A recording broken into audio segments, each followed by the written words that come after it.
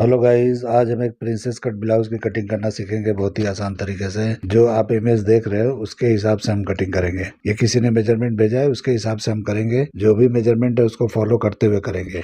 और इस वीडियो में हम क्रॉस फ्रंट और क्रॉस बैक पे भी बात करेंगे, क्योंकि कभी मेजरमेंट में मैं उसको यूज नहीं करता हूँ कटिंग में। लेकिन मैं आज आपको तरीका बताऊंगा कि कभी भी ज्यादा डिफरेंट हो तो क्या करना चाहिए। वो तरीका मैं बताने वाला हूँ, तो पूरा वीडियो देखिए। चलिए वीडियो शुरू करते हैं। तो सबसे पहले एक पेपर ले लेंगे, सीधा मार्किंग करेंगे। ये हमारे शोल्डर का मार्किंग है। इसी मार्किंग से लेंथ और डॉट पॉइंट का लेंथ लेना है। तो मुझे फ्रंट का लेंथ नहीं मिला है, तो बैक के लेंथ के हिसाब से मैं कटिंग करके आपको दिखाता हूँ। तो बैक का लेंथ 15 इंच है, तो मैं 1.5 इंच बढ़ा के निशान लगा रहा हूँ। तो इस तरह से कभी भी आपके पास बैक का लेंथ हो तो बढ़ा के लगाना चाहिए, लेकिन सही से अंदाज़ा नहीं लगता है। अगर किसी का बस्ट साइज बड़ा है तो उसमें प्रॉब्लम हो सकता है, क्योंकि सही अंदाज़ा नहीं लगा सकते। तो इसीलिए जो है कभी भी फ्रंट से मेजरमेंट लिया जाता है। फ्रंट से मेजरमेंट लेने से सही पता चलता है कि क्या लेंथ होना चाहिए। तो इसीलिए कभी भी फ्रंट से लेंथ लिया करो आप लोग मेजरमेंट। अभी देखिए, दोनों निशानों को मैंने बड़ा कर दिया ताकि दिखाई दे। अभी शोल्डर नापेंगे, तो जो भी शोल्डर है उसका हाफ करके निशान लगाएंगे। तो देखिए, जो भी मेजरमेंट है मैंने लिखा है उसके हिसाब से मैं लगा रहा हूँ। हाफ करके लगाना है, क्योंकि हाफ फार्मा कटिंग हो रहा है, इसीलिए हाफ लगाना है। 1 इंच शोल्डर को डाउन करना है और नेक के ब्रॉडिंग 2.25 पे निशान लगाना है, यानी 2, 3, 4 पे। तो इस तरह से आपको लगा लेना है, और उसके बाद में दोनों निशानों को मिला देंगे तो शोल्डर का स्लोप हो जाएगा। तो इस तरह से आपको करते जाना है जैसे मैं कर रहा हूँ। तो बहुत ही आसान तरीका है, इजी तरीका है। एक बार आपने फॉलो कर लिया और अच्छी तरह से समझ गए तो आप लोग के लिए बिल्कुल आसान हो जाएगा। अभी देखिए, यहाँ पे आर्मोल का लेंथ उतारेंगे तो 7 इंच पे निशान लगाना है, और इसी निशान पे हमारा अपर चेस्ट आएगा। तो देखिए, मैं इस थोड़ा बड़ा कर ले रहा हूँ, तो इस तरह से आपको बड़ा कर लेना है। और कभी भी आर्मोल का जो मेजरमेंट लेते हो उसके हिसाब से आर्मोल को रखना है। ऐसा नहीं है कि 7 इंच पे उतारे हैं, जितना आएगा उतने पे लगा देना है। ऐसा नहीं है, नाप के मैं चेक करके हमेशा बताता हूँ, उसको आपको फॉलो करना है। अभी यहाँ पे शोल्डर फ्रंट का मैंने 1.5 इंच माइनस किया, और जितना वहाँ पे बचा है उतना ही यहाँ पे नीचे निशान लगा लेंगे, 4 इंच नीचे। ये निशान इसलिए लग रहा है कि यहीं से हम प्रिंसेस कट का शेप देने वाले हैं। तो यहाँ से ही दे सकते हो, नीचे भी जा सकते हो, कोई प्रॉब्लम नहीं है। ऐसा मत सोचो कि मैं 4 पे लगा रहा हूँ तो 4 पे ही लगाना है। आपकी मर्जी है, ऊपर नीचे कर सकते हो। अगर शेप आपको अगर यहाँ बेहतर लगता है तो यहाँ लगाओ, नहीं तो नीचे ऊपर कर सकते हो। अभी देखिए, बस्ट का सेंटर निकालेंगे फुल बस्ट का। तो जो भी आपका फुल बस्ट है उसको 10 से डिवाइड करना है, और जितना होता है उससे 1 पॉइंट माइनस पे लगाना है, प्लस पे नहीं लगाना है। उसके बाद नीचे आके 0.25 इंच माइनस, यानी 3-4 इंच माइनस करके निशान लगा के 1/4 इंच नीचे की तरफ एक निशान लगाया मैंने, और उस तरह का शेप दे दिया, ताकि हम कभी भी प्रिंसेस कट को ज्वाइन करें तो वहाँ गड्ढा ना पड़े। और उसके बाद सारे निशानों को मिला के इस तरह से शेप दे देना है। तो ये प्रिंसेस कट का शेप हो जाएगा सेंटर पार्ट का। अभी हम साइड पैनल का लगाएंगे। तो सबसे पहले आर्मोल का डाट लगाना है, तो 0.25 इंच का ही लगाना है। इसलिए 0.25 इंच का लगाना है कि अपर चेस्ट और चेस्ट में सिर्फ 1 इंच का फर्क है, यानी जिसका भी बस्ट है उभार नहीं है इसमें। तो इसलिए आपको बड़ा नहीं लगाना है। बड़ा लगाओगे अच्छी तरह से नहीं बैठेगा, प्रॉब्लम आएगा, खींचेगा वो। इसीलिए आपको 0.25 इंच का लगाना है। और उसके बाद में यहाँ पे लगाने के बाद में डाट के लेंथ को बराबर कर लेना है, और उसके बाद यहाँ अपर चेस्ट का निशान लगाना है। तो जो भी आपका अपर चेस्ट है उसका निशान लगाना है 4 से डिवाइड करके। उसके बाद 1/2 इंच बढ़ा लेना है। ये फ्रंट में ही बढ़ाना है, बैक में नहीं बढ़ाना है।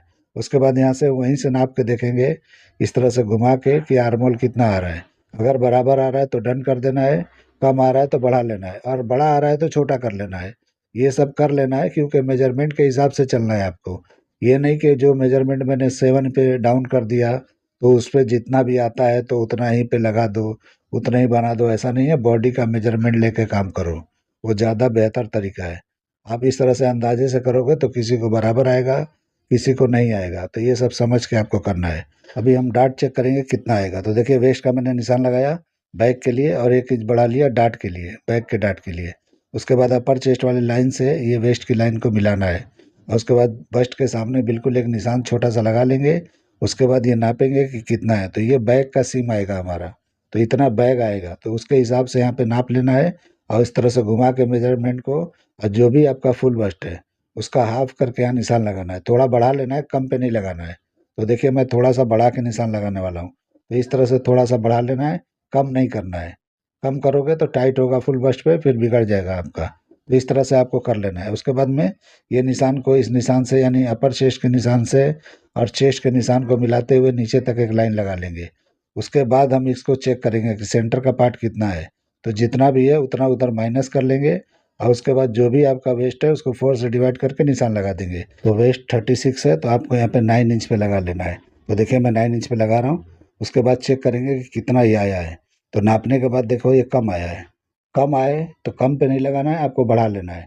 कम से कम 2.5 इंच पे हर ब्लाउज का डाट 2.5 से कम तो होना ही नहीं चाहिए। आप लोग इतना लिख के रख लो, किसी का भी डाट 2.5 से कम नहीं लगाना है। भले वो कम आए चलेगा, लेकिन आपको 2.5 इंच का लगाना ही लगाना है। तो देखिए मैंने 2.5 इंच का लगाया, तो ये थोड़ा सा हमारा वेस्ट का जो साइड का पैनल है वो कम हो गया। तो वहाँ पे हम बढ़ा लेंगे, अभी बढ़ा के आपको दिखाता हूँ। अभी डाट के लेंथ को पहले बराबर कर लेंगे, ताकि हम ज्वाइन करेंगे तो छोटा बड़ा नहीं होना चाहिए। तो इस तरह से बराबर कर लेना ज़रूरी है। तो कभी भी इस तरह से नाप के अगर बनाओगे तो दोनों सीम बराबर होगा तो कोई दिक्कत नहीं आएगा। उसके बाद 1.5 इंच मैंने ऊपर की तरफ उठा दिया साइड का लेंथ, यानी कि फ्रंट के साइड का लेंथ। और जितना यहाँ पे क्वार्टर इंच यहाँ पे आगे की तरफ बढ़ा था, वो भी हम साइड की तरफ बढ़ा लेंगे। तो इस तरह बढ़ा के अभी निशान लगा लेंगे। तो इस तरह से जो भी फ्रंट का जो भी मेजरमेंट आना चाहिए वो आ चुका है। तो इस तरह से आपको कर लेना है। अभी ये लाइन साइड का लाइन को भी सही कर लेंगे। तो इस तरह से कर लेंगे तो ये परफेक्ट हमारा हो गया। तो कभी भी इस तरह का दिक्कत आता है तो घबराना नहीं है आपको। इस तरह से 2.5 इंच का डाट लगाना है और आगे बढ़ा लेना है, और जो बढ़ाया आपने बैक से कम कर देना है। तो इस तरह से हो जाता है। अभी नेक का ब्रॉडिंग नहीं देखा जाता है, यहाँ पे शोल्डर सीम देखा जाता है। तो बहुत लोग नेक की ब्रॉडिंग कैसे चेक करते पता नहीं है। नेक के ब्रॉडिंग को कभी नहीं देखा जाता है, वो जो क्लोज नेक होते हैं उसमें देखा जाता है। इस तरह से डीप नेक में आपको शोल्डर सीम ध्यान में रखना चाहिए कि कस्टमर को कितना चाहिए और आपको कितना रखना है। तो जिन्होंने मेजरमेंट भेजा है उन्होंने लिख के मुझे भेजा है कि 2.25 इंच का चाहिए, तो मैंने 2.25 इंच का रखा है।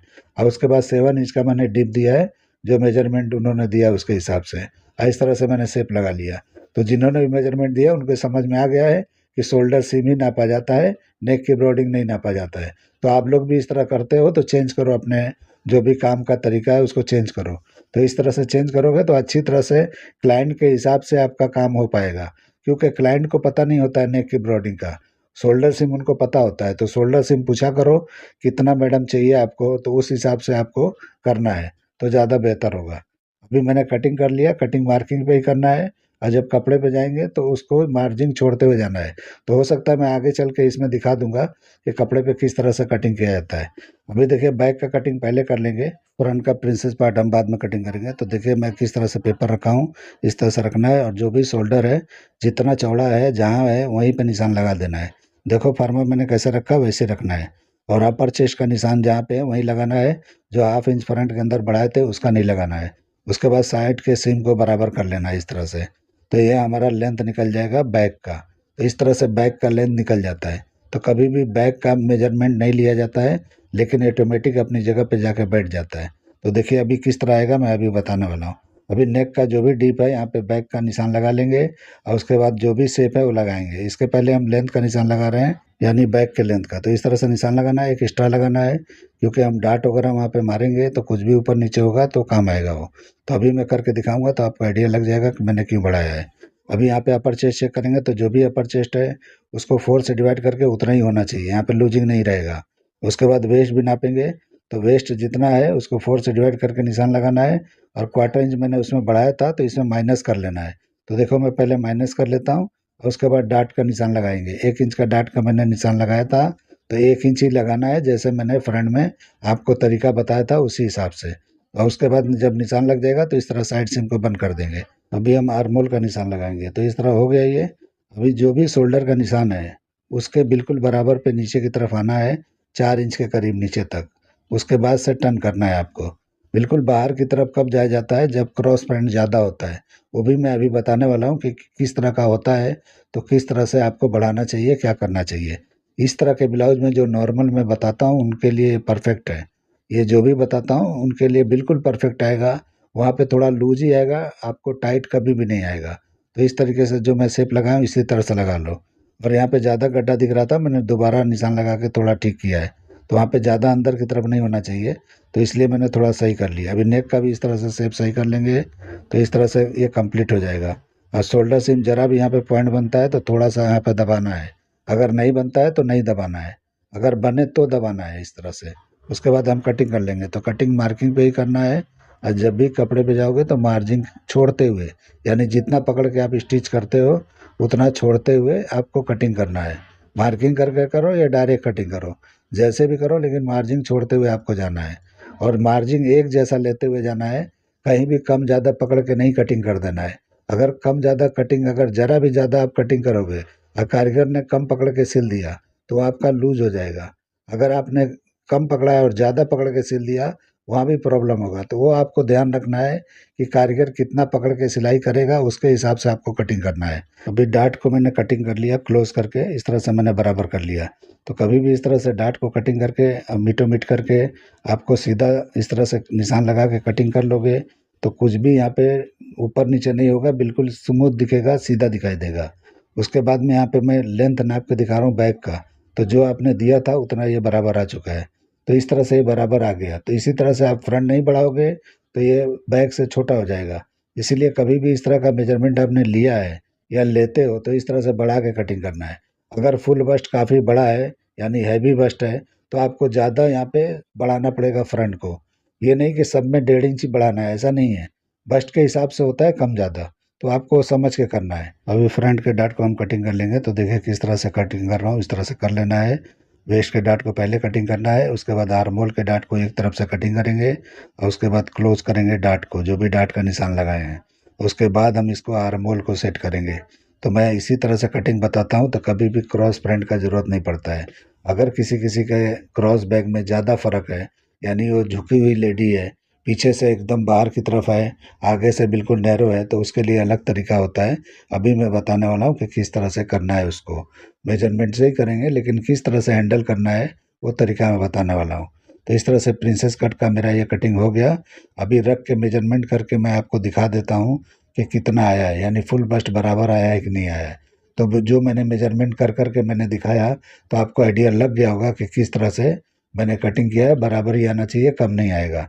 तो देखो मैं रख के दिखा रहा हूँ, तो 1/4 इंच ज़्यादा है, लेकिन ये 1/4 इंच कहाँ क्यों ज़्यादा है कि डार्ट जब हम बैग में मारेंगे तो बराबर हो जाएगा। तो इस तरह से बराबर पे मैंने कटिंग किया है। अगर आपको इसमें थोड़ा लूजिंग देना है तो फर्मा इसी तरह से कटिंग करो, और कपड़े पे जाने के बाद में बस्ट के सामने बिल्कुल थोड़ा बढ़ा लेना है। अभी मैं बताऊंगा कपड़े पे कटिंग करके, तो आपको आइडिया हो जाएगा। तो किस तरह से करना है वो मैं तरीका बताने वाला हूँ। तो देखिए इस तरह से कभी भी क्रॉस फ्रेंड अगर आपका कम है, आपका कम आता है, तो आपको क्या करना है, इस तरह से रख के चेक करेंगे। तो मैं पहले ही कटिंग कर दिया हूँ तो उसमें ही बता रहा हूँ। तो इस तरह से मेजर करेंगे तो देखिए ये ज़्यादा आ रहा है। तो इस तरह से थोड़ा अंदर की तरफ शेप ले लेना है, और थोड़ा जो नेक का मैंने डीप उतारा है वहाँ पे थोड़ा सा हल्का सा क्रॉस करके कटिंग कर देना है। तो इस तरह से फ्रंट कम हो जाएगा। यानी कि जहाँ भी मैंने ये रखा है डीप का निशान है, 7 इंच पे मैंने रखा है, वहाँ पे थोड़ा सा उड़ा देना है। तो उस तरह से थोड़ा सा हल्का क्रॉस हो जाएगा और वहाँ से उतना कम कर देंगे। तो ये जितना मेजरमेंट है, समझो 12 इंच है तो 12 इंच पे ये आ जाएगा। तो इस तरह से पहले आपको बराबर यहाँ कर लेना है। और ये फैलेगा नहीं, ये जो फ्रंट का गला है तो ये नहीं फैलेगा इतना जितना आप सोचोगे कि ये बहुत फैलेगा। ये नहीं फैलेगा, ये उतना ही फैलेगा जो ऊपर की तरफ ही फैलेगा, क्रॉस फ्रंट पे नहीं फैलेगा। तो इस तरह से आपको कर लेना है, क्योंकि नेक ये डीप नहीं है ज़्यादा, इसके लिए नहीं फैलेगा। तो इस तरह से फ्रंट को एडजस्ट कर लेना है। अगर थोड़ा सा लूज भी रहता है यहाँ पे क्रॉस फ्रंट फ्रंट पे तो कोई दिक्कत नहीं है, क्योंकि इतना नहीं कोई पकड़ के चलता है। बस उसको कंफर्ट होना चाहिए। ऐसा नहीं है कि बिल्कुल जितना मेजरमेंट आपने लिया है उतना ही होना ही चाहिए, ऐसा नहीं है। थोड़ा वहाँ लूज रहेगा तो चल जाएगा, ऐसा कुछ नहीं है। अगर थोड़ा फैलता है तो ठीक है, नहीं फैलता है तो भी ठीक है, कोई प्रॉब्लम नहीं है। अभी बैक के लिए क्या करेंगे कि समझो नॉर्मल बैक है तो आपका जितना भी शोल्डर है उसका निशान लगा लेना है और उससे हल्का सा माइनस कर लेना है। यानी जो भी आपने समझो 16 आप है तो थोड़ा सा आप माइनस पे चल के शोल्डर को रख के और उसके बाद में ये बाहर की तरफ निकाल के आपको कटिंग कर देना है। तो इस तरह से बाहर निकाल के जब कटिंग करोगे तो नॉर्मल नेक के लिए हो जाएगा, यानी कि नॉर्मल बैक होता है उसके लिए। और नॉर्मल बैक के लिए भी फ्रंट वही कटिंग करना है जो अभी मैंने थोड़ी देर पहले दिखाया आपको। उसके लिए भी इसी तरह से कटिंग करना है, उसमें ½ इंच माइनस करके नहीं करना है। उसको इस तरह से कटिंग करना है डीप नेक के हिसाब से। और उसके बाद में ये क्रॉस फ्रंट का यानी क्रॉस बैक का इस तरह से जो भी मेजरमेंट है उससे हल्का सा कम रख के कटिंग करना है। हल्का सा क्यों रख के कटिंग करना है कि इसको जो भी आप कम करोगे वो जो भी स्लीव्स कटिंग करोगे उसमें एडजस्ट करना है। तो कैसे करना है उस स्लीव्स की कटिंग करके मैं अभी बताता हूँ। तो इस तरह से डीप नेक हो तो भी इस तरह से थोड़ा सा कम करके, यानी शोल्डर माइनस मैंने 1.5 इंच किया था, जब इस तरह से डीप नेक बैक करोगे तो उसमें सिर्फ 1 इंच माइनस करना है। और माइनस करने के बाद में क्रॉस बैक का निशान थोड़ा बाहर करके लगाना है। तो इस तरह से एकदम परफेक्ट आ जाएगा। तो मैं निशान लगा रहा हूँ, वो समझ में आपको नहीं आता होगा, लेकिन मैं जो बोल रहा हूँ उसको अच्छी तरह से समझ के कर लेना। तो इस तरीके से बढ़ा के कर लोगे और ये फैलेगा भी अगर डीप नेक है तो इस तरह से एडजस्ट हो जाएगा। तो कभी भी इस तरह से थोड़ा कटिंग में चेंजिंग करके किया जाता है। तो बहुत ज़्यादा आएगा तो 4 इंच का फ़र्क आता है, इससे ज़्यादा नहीं आता है। बहुत झुका हुआ होगा उसका भी, अगर ज़्यादा भी आता है तो आपको 4 इंच के हिसाब से ही चलना है, उससे ज़्यादा नहीं जाना है। 4 इंच तक एडजस्ट हो जाता है। और इस तरह का प्रॉब्लम किसी-किसी को आता है, सबको नहीं आता है। जो एजेड औरतें होती हैं उनको होता है, सबको नहीं होता है। तो इस तरीके से आपको समझ के कर लेना है। अभी स्लीव्स की कटिंग करके मैं दिखाता हूँ, यानी कि किस तरह कटिंग करेंगे तो एडजस्ट हो जाएगा। तो देखिए लेंथ का निशान मैंने लगाया, अभी बॉटम का निशान लगा रहा हूँ। तो जो बॉटम है उसका हाफ करके निशान लगाना है और लेंथ जितना है उतने पे निशान लगा लेना है। उसके बाद जो भी आर्म होल है इस तरह से टर्न करके और चेक करना है कि कहाँ ये जा रहा है। बाइसेप का मेजरमेंट है तो अच्छी तरह से वहाँ चेक करके वहाँ निशान लगा के आपको वहाँ पे इस तरह से राउंडिंग करके चेक कर लेना है। नहीं है तो भी हो जाता है, क्योंकि मैं इस तरह से बता रहा हूँ वैसे कर लेना है। अभी वहाँ निशान मैंने लगाया, इस तरह से साइड हम बंद कर देंगे, यानी इन साइड का एरिया हम बंद कर देंगे। उसके बाद ये शेप लगाएंगे। तो देखिए नॉर्मल शेप हम इस तरह लगाते हैं, जो मैंने अभी लगाया इस तरह से लगाते हैं और इसमें ताल निकाल देते हैं।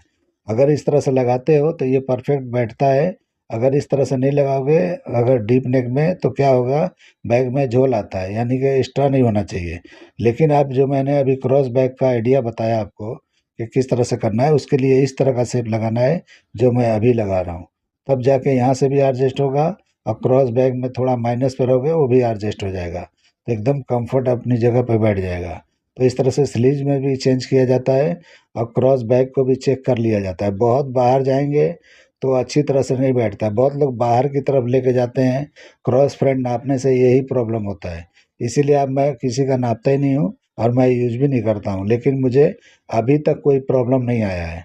हो सकता है आप लोग को आता होगा तो आप लोग इस तरह से गौर कर रहे हो। मुझे तो नहीं आता है, इसीलिए मैं एक तरीका बता दिया कि कभी भी इस तरह से आए तो आप कर सकते हो। लेकिन अभी तक मेरे पास इस तरह का प्रॉब्लम नहीं आया है। मेरे पास भी बहुत मोटे-मोटे लोगों का मेजरमेंट आता है, जो काफ़ी हैवी होता है, लेकिन कभी दिक्कत नहीं आया है।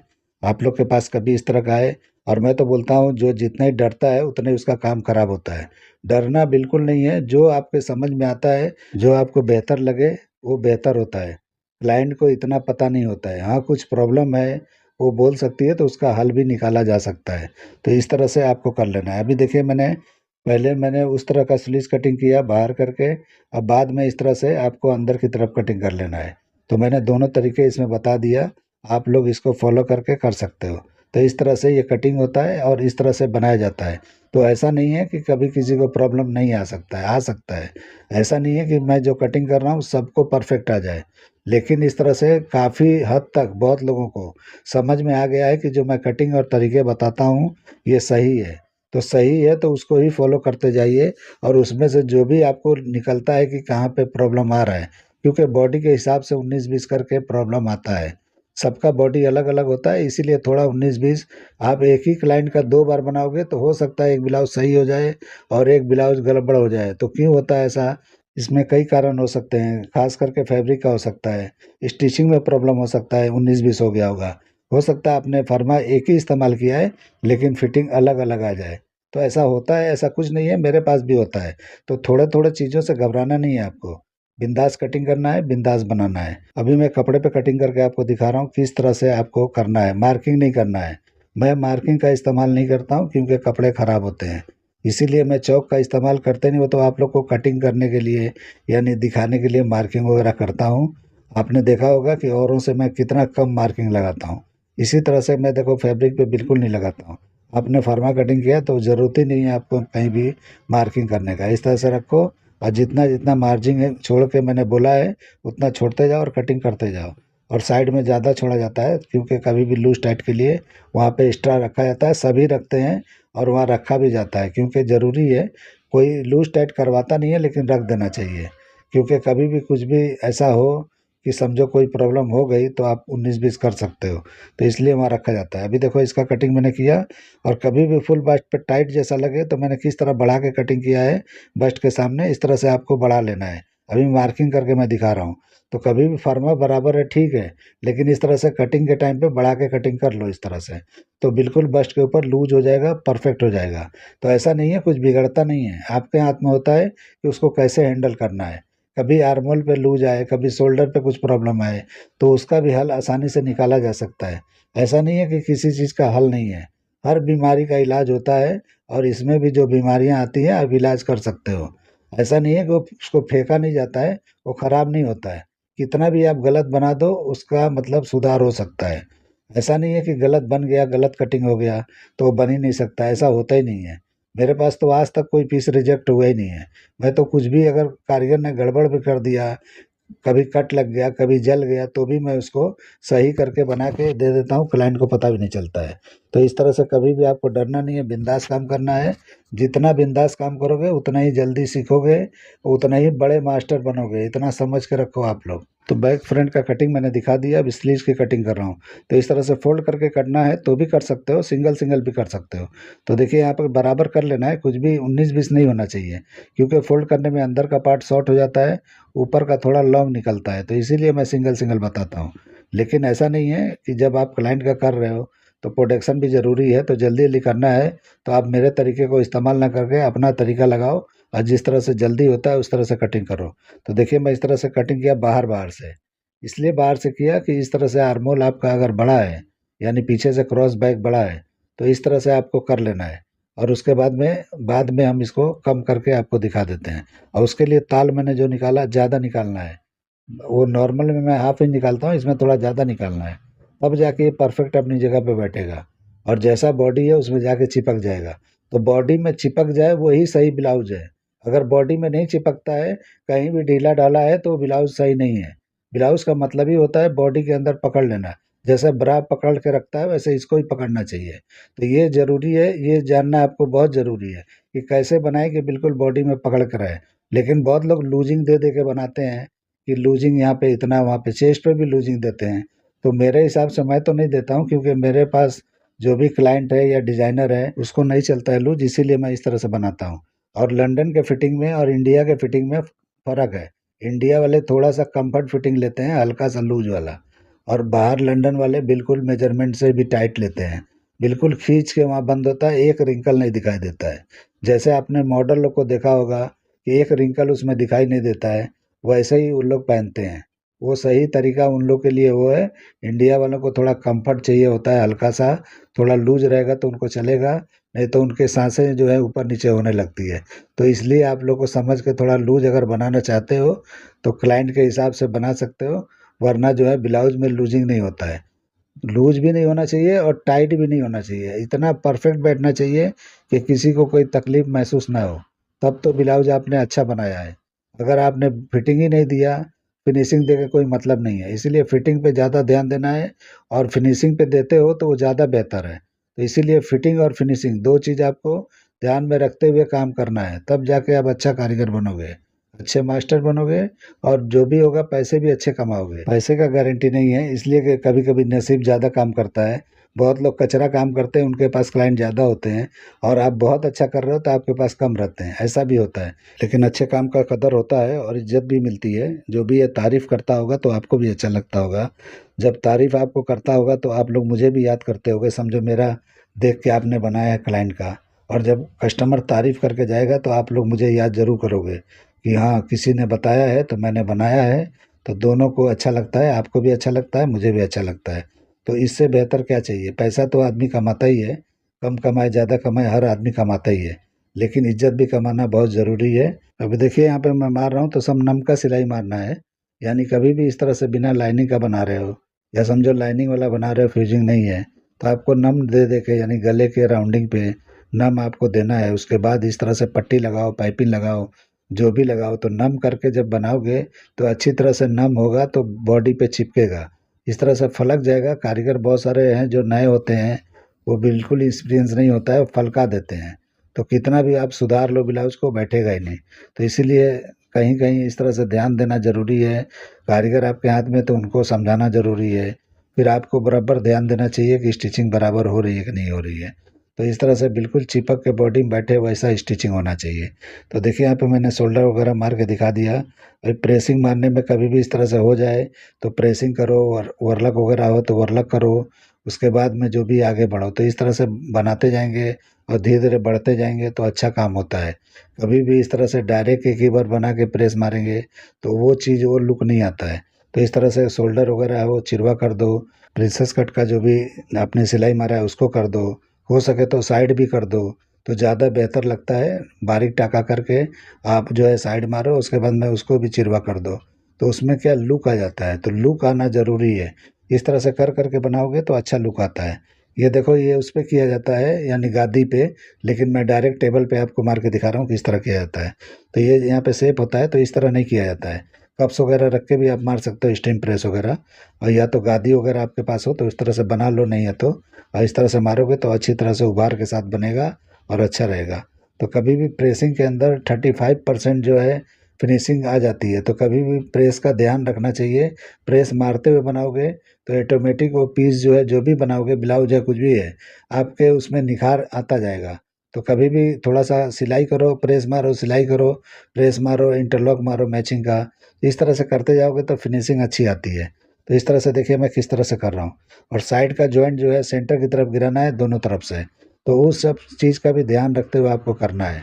आप लोग को ये मेरा कटिंग करने का तरीका, ये आइडिया पसंद आया है तो मेरे चैनल को लाइक करो, सब्सक्राइब करो और दोस्तों में शेयर जरूर करो और हाइप भी कर दिया करो। देखिए किस तरह से मैं प्रेस लगा रहा हूँ, इस तरह से प्रेस लगाना है। अभी साइड का है तो सेंटर की तरफ जॉइंट गिराना है और उस तरह से करना है। इसी तरह से जॉइंट भी कभी भी ध्यान से किस तरफ कौन सा जॉइंट गिराना है, किस तरफ प्रेस मारना है, वो सब ध्यान रखते हुए अच्छी तरह से, जैसे मैं फुट से दबा दबा कर रहा हूँ, इससे फुट पट्टी रखने से एकदम चिपक जाता है, यानी कि एकदम अपनी जगह पे सेट हो जाता है, इसलिए रखा जाता है। तो उम्मीद करता हूँ कि वीडियो आपके समझ में आ गया होगा। तो चलिए वीडियो एंड करते हैं। अल्लाह हाफिज़।